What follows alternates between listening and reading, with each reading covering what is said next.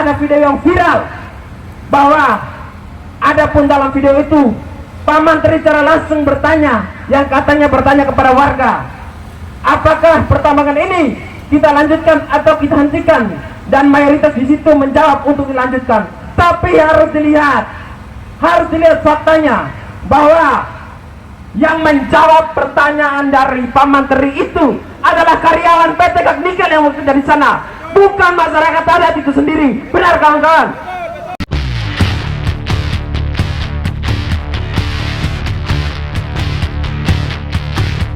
Tentunya ritme perjuangan ini harus terus dijaga. Karena apa? Ini menyangkut keberlanjutan hidup, khususnya masyarakat Papua dan juga masyarakat Indonesia secara umumnya. Tentunya saya ingin mengulas sedikit juga. Raja Ampat menyimpan potensi terumbu karang beberapa terbesar di dunia. Dan ingat, adapun penelitian yang menunjukkan bahwa dampak terumbu karang ini bukan hanya di ekosistem laut kawan-kawan.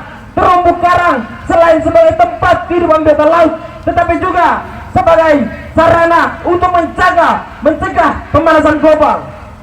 Jika terumbu karang ini terus-menerus rusak setiap harinya, maka jangan kaget jika bumi kita ini semakin panas.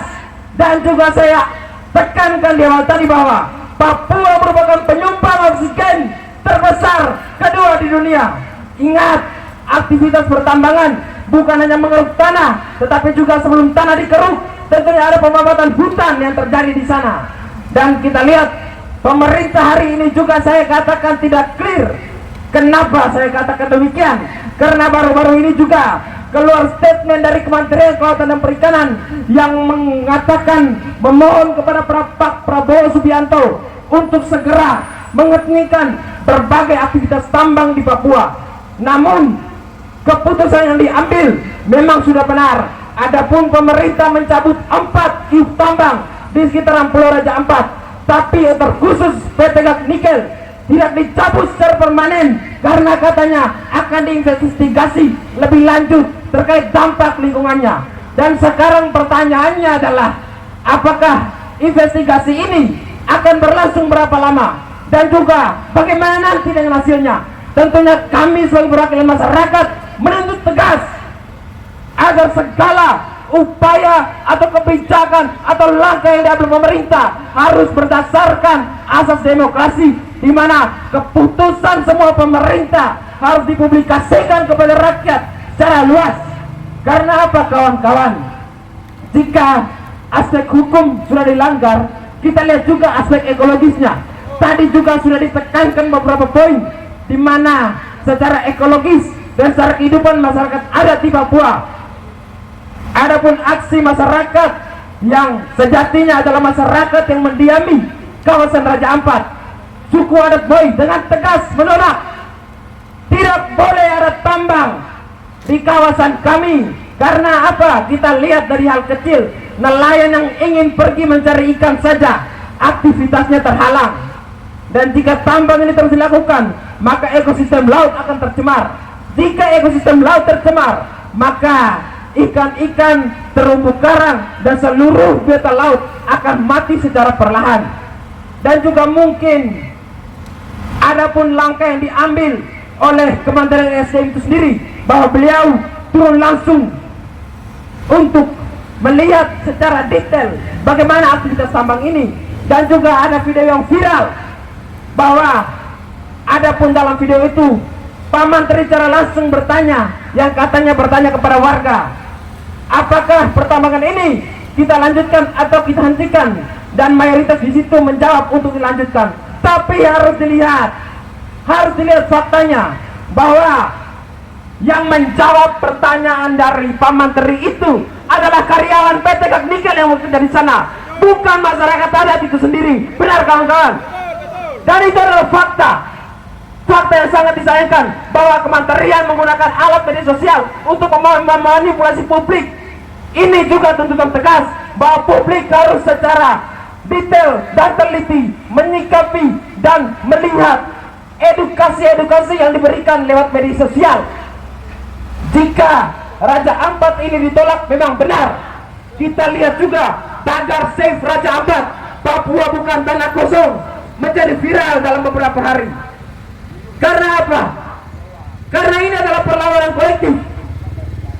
Perlawanan ini kemudian menimbulkan respon pemerintah yang mencabut 4 ini tadi. Jika ini tidak viral, maka belum tentu 4 IUP ini dicabut dan PT Nikel ini dicabut sementara. Dan karena apa? Mungkin ada satu sistem modern yang dianut oleh negara Indonesia adalah no viral no justice. Jika tidak viral, maka tidak bisa dilakukan tindakan. Kawan-kawan, perlu kita ketahui bersama bahwa ini bukan soal Papua. Ini soal keutuhan negara Republik Indonesia, yang mana pemerintah yang bertindak sewenang-wenang tidak bisa dibiarkan begitu saja. Perlawanan ini harus terus menggema di seluruh negeri agar terjadinya revolusi dan keadilan yang membawa dampak positif bagi masyarakat secara keseluruhan. Jika hari ini masyarakat Jawa tinggal diam, maka akan sangat disayangkan. Seluruh masyarakat harus terlibat aktif menyuarakan suara-suara perlawanan ini. Karena apa? Ini menyangkut keberlanjutan alam dan keberlanjutan negara kesatuan Republik Indonesia. Visi besar yang dibawa oleh pemerintah adalah mengembangkan energi baru terbarukan. Saya katakan ini omong kosong. Sekali lagi, ini omong kosong. Kenapa saya katakan demikian? Karena jika ada suatu visi besar, maka yang terlibat juga harus semua komponen. Kemudian hari ini nyatanya rakyat tidak dilibatkan dalam segala keputusan yang diambil oleh pemerintah. Pemerintah mengambil kebijakan tanpa dasar yang jelas. Dasar mereka adalah kepentingan kelompok dan juga duit kawan-kawan. Di mana ya sangat diakui tambang nikel ini akan membawa cuan yang sangat besar. Tapi apakah cuan ini dialokasikan untuk pembangunan Indonesia? Belum tentu kawan-kawan. Maka hari ini Menteri Jakpus hadir sebagai wujud keberpihakan kepada kaum tertindas, dan juga latar belakang kami dalam organisasi ini adalah mahasiswa. Mahasiswa sejatinya bukan saja penimba ilmu. Mahasiswa adalah kontrol sosial, mengandung 3 fungsi: kontrol sosial, agen of change, dan juga agen perubahan. Kita lihat, jika mahasiswa hari ini tinggal diam, maka saya bisa katakan sejarah tercatat oleh mereka yang bertindak dan melawan suatu ketidakadilan. Sejarah tidak dicatat dari mereka yang tinggal diam dan hanya berpangku tangan melihat ketidakadilan yang terjadi di depan mata mereka sendiri. Ini sangat disayangkan bahwa perlawanan ini hanya dilakukan belum sepenuhnya oleh semua komponen masyarakat. Jika memang kawan-kawan sadar bahwa kawan-kawan tidak bisa turun langsung ke jalan, minimal di unggahan media sosial kawan-kawan terdapat unggahan untuk mengkritisi pemerintah. Karena apa? Hari ini informasi tidak begitu sulit lagi didapat. Tinggal bagaimana caranya kita agar mengolah informasi ini secara valid dan kemudian bertindak secara data dan fakta. Dan saya pastikan hari ini kami hadir atas dasar data dan kajian yang jelas. Ingat, ada satu LSM yang sangat gentar memberikan perlawanan terhadap kasus Raja Ampat, dan itu adalah Greenpeace. Dan juga jika kawan-kawan abang-abang kepolisian jika ingin mengupdate juga informasi, buka saja media sosialnya Greenpeace. Itu diupdate setiap hari. Karena apa? LSM ini bergerak untuk mengadvokasi dan menginvestigasi segala perkembangan suatu negara, kegiatan di bidang lingkungan. Dan kami mau tegaskan bahwa ingat, perlawanan hari ini mungkin hanya dilakukan oleh sedikit orang. Tapi ingat sekali lagi, jangan lihat kuantitas kami, tapi lihatlah apa yang melatar belakangi sehingga kami mahasiswa timur yang berkuliah di Jakarta hadir langsung ke depan kantor Kementerian SDM. Jika kami ingin santai, kami juga bisa berdiam diri, kemudian melihat carut marutnya perjalanan negara Republik Indonesia. Tapi karena dasar kami elemen mahasiswa yang disatukan dalam suatu organisasi Perhimpunan Mahasiswa Katolik Republik Indonesia. Asas kami berasaskan Pancasila, berlandaskan nilai kekatolikan, dan disemangati oleh mahasiswa. Atas dasar dan pembinaan yang kami terima di dalam organisasi kami, dan juga melihat fakta dan data yang terjadi hari ini, maka itu kami hadir di sini. Dan ingat, jika perlawanan kami ini tidak diindahkan, maka akan ada aliansi besar. Hari ini yang turun hanya dari internal PMP cabang Jakarta Pusat, tapi saya pastikan besok dan seterusnya suara-suara perlawanan ini akan terus menggema di depan kantor Kementerian SDM. Ini menyangkut hak hidup rakyat, kawan-kawan. Dan juga secara birokrasi di kalangan pejabat dan petinggi di Papua, ada pun yang mendukung proyek tambang, ada juga yang menolak proyek tambang. Nah, ini yang harus dipertanyakan.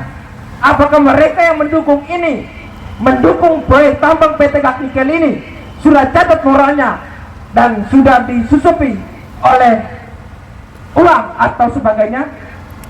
Tentunya ini juga harus dicurigai, kawan-kawan. Karena apa? Jika ada potensi yang akan diambil dan memperoleh keuntungan besar, seseorang akan melakukan segala cara untuk melegalkan dan mencapai keuntungan tersebut. Ingat, negara ini bukan ladang bisnis. Seorang pejabat ketika awal memperoleh jabatannya tentunya ada sumpah. Sumpah yang diucapkan juga adalah sumpah untuk menjalankan wewenangnya secara adil dan berjanji akan berpihak kepada masyarakat atas segala keputusan yang diambil. Tentunya kami boleh berasumsi liar jika realita yang terjadi hari ini begini. Dan ingat, kami dari mahasiswa merupakan status yang sangat tinggi jika kita lihat dari nama kami. Hanya ada dua maha di dunia ini, Tuhan Yang Maha Esa dan juga mahasiswa. Jika mahasiswa sudah bergerak, jangan harap kalian akan baik-baik saja. Kami pastikan perlawanan kami akan terus dilakukan, bukan hanya lewat media sosial, aksi jalanan. Kami juga akan terus memborbardir segala akun maupun kami terus mengawasi segala kegiatan pemerintah. Dan pemerintah hari ini, jika akalnya masih sehat, pemerintah bisa membuka dialog dengan masyarakat. Tentunya dalam kampanye presiden, calon presiden kemarin juga kita lihat ada satu pertanyaan soal bagaimana mengatasi persoalan Papua. Rata-rata ketika calon presiden ini menjawab, kita akan melakukan dialog terlebih dahulu dengan masyarakat dalam hal untuk mengambil sebuah keputusan. Keputusan hari ini yang diambil tidak melakukan dialog dengan masyarakat, tapi dilakukan sepihak dari pihak pemerintah saja. Lalu di mana peran masyarakat dalam mengawal ataupun menikmati ataupun mengikuti memutuskan kebijakan pemerintah? Masyarakat Papua hari ini hanya mendapatkan ampas daripada proyek tambang yang dilakukan oleh pemerintah. Ingat, walaupun 4 tambang lainnya sudah dicabut, tapi kami tidak bisa mengesampingkan dampak daripada lingkungan yang ditinggalkan. Dan kami juga akan terus mengupdate informasi terkait bagaimana keputusan terbaru pemerintah untuk PT Gas Nikel ini, kawan-kawan. Jika Anda mau melakukan pengamanan, lakukan saja ke orang lain, jangan kepada PDI cabang Jakarta Pusat. Kami menolak tegas. Kita lihat hari ini juga mungkin alam sedang marah. Alam sedang marah. Hujan panas tidak jelas. Karena apa? Aktivitas manusia yang dengan sengaja merusak alam. Untuk itu, demikian orasi dari saya. Dan saya mau tekankan, kami datang membawa suara, bukan senjata. Tapi saya pastikan suara kami lebih tajam dan menusuk daripada senjata yang Anda pakai. Proyek Kersiat Patria. Sekian dan terima kasih.